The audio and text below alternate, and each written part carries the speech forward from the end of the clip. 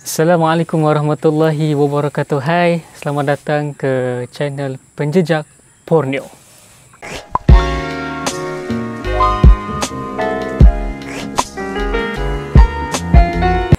Baiklah tuan-tuan dan puan-puan, pada hari ini saya akan membawa tuan-tuan untuk mengenal sedikit bahasa ataupun makanan yang terdapat di Sabah. Namun makanan ini haram dimakan oleh umat Islam. Tuan-tuan dan puan-puan, hari ini saya akan bawakan kepada anda sinalau bakas. Sinalau bakas.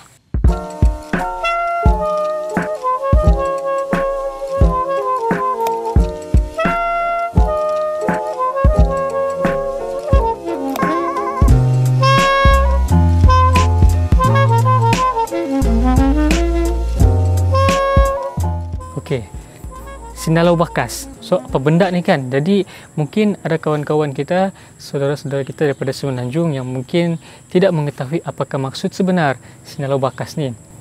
Jadi, sebenarnya sinalau bakas ni diambil daripada perkataan daripada kaum Kadazan Dusun ataupun kaum dusun. Sinalau itu bererti disalai ataupun salai, dan bakas itu adalah babi hutan. Bukan baby hutan, babi hutan. Bukan babi biasa-biasalah. Maksudnya babi liar.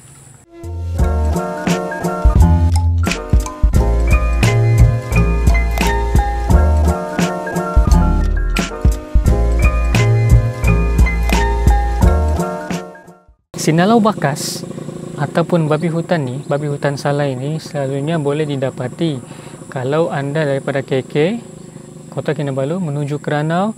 Kebiasaannya anda akan nampak bila hampir ke Kundasang, hampir-hampir ke Kundasang, anda akan nampak banyak di kedai-kedai tepi-tepi jalan ditulis sana sinalau bakas. Maksudnya daging babi hutan yang disalai. Jadi benda ini halal, haramlah kepada non-Muslim, haram kepada Islam, orang Islam.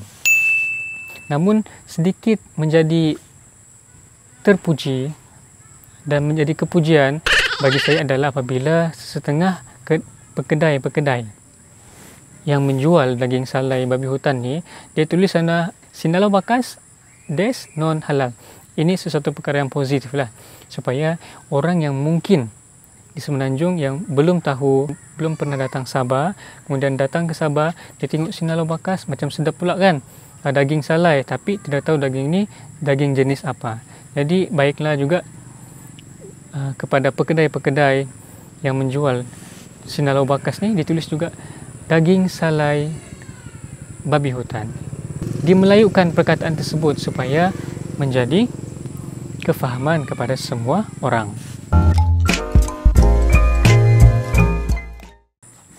Mau dijadikan cerita. Okay, jadi waktu saya sekolah menengah dulu lah kan, ada seorang guru matematik ni di sekolah lama saya dahulu, dia cerita di mana ada seorang pakcik daripada Semenanjung memakai kopiah, kemudian membeli daging salai. Pakcik ni tanya kepada penjual tu. Ini menurut cerita daripada guru kami lah. Kemudian pakcik tu bertanya kepada penjual tu kata daging ni adalah daging sinalau. Pakcik tu pun tidak berapa faham apa maksudnya kan. Jadi ceritanya pakcik tu membeli daging tersebut dan kemudian memakannya. Dan setelah berlalunya peristiwa tersebut, kemudian dia tanya kepada beberapa, mungkin kepada orang Sabah yang lain, dia tanya sinalau bakas tu sedap lah.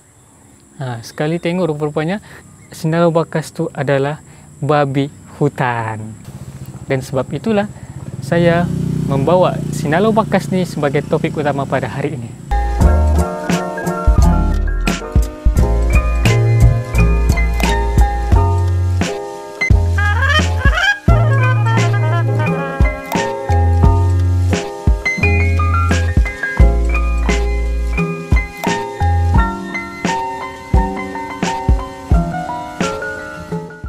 Walaupun daging ini haram di sisi umat Islam, tetapi kita janganlah mengkeji, menghina ataupun membuat tuntutan, mengecam sesuatu perkara yang tidak baik. di media sosial ataupun sebagainya. Kerana walaupun kita diharamkan memakan daging ini, tetapi ada juga kaum lain ataupun agama lain yang mungkin dibolehkan untuk memakan daging ini. Jadi apa salahnya kita bertolak ansur, biarkanlah mereka. Agama mereka, dan agama kita. Yang penting saling menghormati. Apa yang penting adalah kita perlulah menjaga keharmonian sesama kaum, menghormati perbezaan, menghormati tata cara mereka. Yang penting tidak bertentangan dengan kedaulatan undang-undang dan juga tidak mengganggu agama lain. Yang penting kita saling menghormatilah. Kalau kita menghormati orang lain, nescaya orang lain juga akan menghormati kita.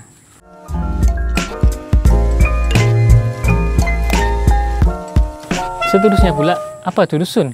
Dusun ni adalah salah satu kaum yang terdapat dalam negeri Sabah. Untuk pengetahuan tuan-tuan sekalian, sebenarnya terdapat lebih daripada 30 suku kaum yang terdapat di negeri Sabah. Begitulah keunikan negeri Sabah, negeri di bawah Bayu ini.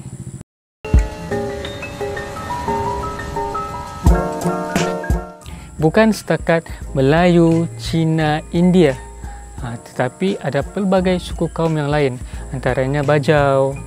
Bajau ni terbagi juga kepada beberapa bahagian yang lain. Bajau Laut, kemudian Bajau Sama. Bajau Sama ni Bajau Kota Belut.